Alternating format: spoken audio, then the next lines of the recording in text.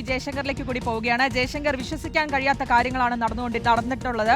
ഇതിൽ ഇനിയും വ്യക്തത വരേണ്ടതുണ്ട് പല കാര്യങ്ങളിലും. അപ്പോഴും ഈ കുട്ടികൾ നടത്തിയിട്ടുള്ളത് വെറും എല്ലാവരും പ്രായപൂർത്തിയാകാത്തവരാണ്. ഈ പ്രതികളെല്ലാവരും ഈ കൗമാരക്കാരായിട്ടുള്ളവർ നടത്തിയിട്ടുള്ള ഈ ക്രൂരത, അത് കൃത്യമായിട്ടുള്ള ആസൂത്രണം. അവർ കൊല്ലത്തു നിന്ന് വരുന്നു, അതിനുശേഷം 3-4 കിലോമീറ്ററോളം നടന്നാണ് അവർ പോകുന്നത്. ആ വീട്ടിലേക്ക് നടക്കമുള്ള കാര്യങ്ങളുണ്ട്.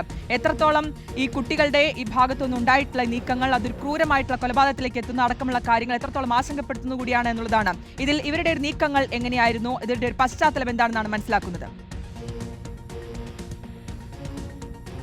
അതായത് ഈ സംഭവം ഉണ്ടായതിന് പിന്നാലെ തന്നെ ഈ ആലപ്പുഴ ജില്ലാ പോലീസ് പരവൂരിലെത്തി ഇവിടെ നിന്ന് ഈ കുട്ടികളെ കസ്റ്റഡിയിലെടുക്കുകയും കൊണ്ടുപോവുകയും ചെയ്തു. അതിന് പിന്നാലെ ഈ കൊല്ലം സിറ്റി പോലീസും ഒപ്പം തന്നെ കൊല്ലം സിറ്റി രഹസ്യാന്വേഷണ വിഭാഗം, സിറ്റി സ്പെഷ്യൽ ബ്രാഞ്ചും ഈ കുട്ടികളുടെ പശ്ചാത്തലം സംബന്ധിച്ച കൃത്യമായ പരിശോധന നടത്തിയെന്നാണ് മനസ്സിലാക്കുന്നത്.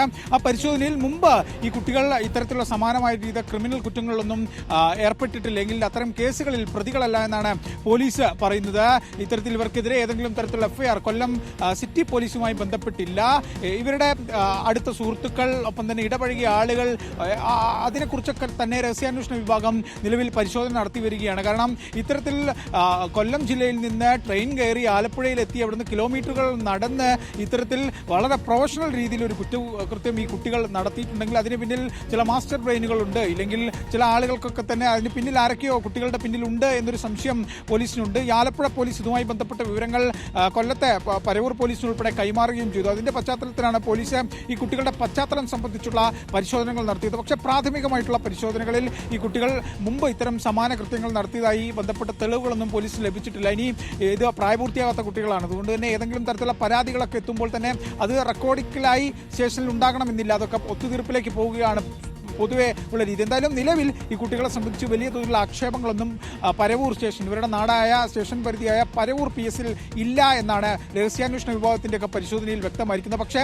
ഇവരുടെ പശ്ചാത്തലം സംബന്ധിച്ച്, ഇവർക്ക് അടുത്ത ഇടപഴകിയ ആളുകളെ സംബന്ധിച്ച് ഒക്കെ തന്നെ നാട്ടിലും വീട്ടിലുമൊക്കെ രഹസ്യാന്വേഷണ വിഭാഗവും കൊല്ലം സിറ്റി പോലീസും കൃത്യമായ പരിശോധനകൾ ഈ സംഭവത്തിന് പിന്നാലെ, ഈ കുട്ടികൾ പിടിയിലായതിന് പിന്നാലെ നടത്തുന്നു എന്നാണ് മനസ്സിലാക്കുന്നത്. കാരണം ഈ കുട്ടികൾ ഏറ്റവും അടുത്ത് ഈ കുട്ടികൾ ആരൊക്കെയായി കണക്ഷനിലായി, ആരോടൊക്കെ ബന്ധപ്പെട്ടു, അത് ഏത് സ്വഭാവക്കാരാണ്, പ്രത്യേകിച്ച് ഈ പരവൂർ കരുനാഗപ്പള്ളി മേഖലയ്ക്ക് ചെറിയ പ്രത്യേകതയുണ്ട്. അതായത് ഈ ഗുണ്ടാബന്ധം കുറച്ചധികമുള്ള ഒരു ഏരിയയാണ്. ഈ കൊല്ലം സിറ്റി പോലീസിലെ 2 സബ് ഡിവിഷനുകൾ, ചാത്തന്നൂര്, കരുനാഗപ്പള്ളി സബ് ഡിവിഷനുകളിൽ ഈ ഗുണ്ടകളുടെ എണ്ണം കുറച്ച് കൂടുതലാണ്. അപ്പോൾ ആ പ്രദേശത്ത് വരുന്നതാണ്, ഈ ചാത്തന്നൂർ സബ് ഡിവിഷൻ മേഖലയിൽ വരുന്നതാണ് ഈ Paravur police station. Paravur police സ്റ്റേഷനിലാണ് ഇവരുടെ വീട് ഉൾപ്പെടെയുള്ളത്. അതുകൊണ്ട് തന്നെ ഒരു ഗുണ്ടാബന്ധം, ഇല്ലെങ്കിൽ അത്തരം ആളുകളുമായി, പ്രൊഫഷണൽസുമായി ഈ കുട്ടികൾക്ക് ഏതെങ്കിലും തരത്തിൽ ബന്ധമുണ്ടായിട്ടുണ്ടോ, ആ ബന്ധമാണോ ഇങ്ങനെ ഒരു കൃത്യത്തിലേക്ക് ഇവരെ എത്തിച്ചത്? ഒപ്പം തന്നെ ഈ ലഹരിയുടെ ഇടപാട്, ലഹരി ഇവരിലേക്ക് എത്തിയിട്ടുണ്ടോ, ലഹരിയാണോ ഈ ഇത്തരം ഒരു കൊട്ടേഷനിലേക്കൊക്കെ നടത്താൻ മാത്രം ഇവരെ പ്രേരിപ്പിച്ചു ഉൾപ്പെടെയുള്ള കാര്യങ്ങളൊക്കെ തന്നെ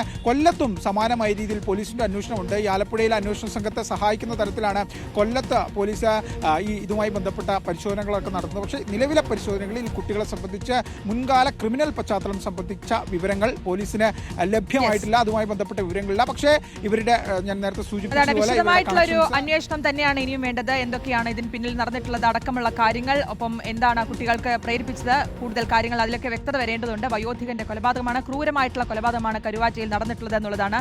അതും 13 വയസ്സുകാരിയുടെ കൊട്ടേഷനാണ്. ഈ പ്രതികളെല്ലാം തന്നെ പ്രായപൂർത്തിയാകാത്തവരാണ് എന്നുള്ളത് കൂടിയാണ് ഞെട്ടിക്കുന്ന കാര്യം.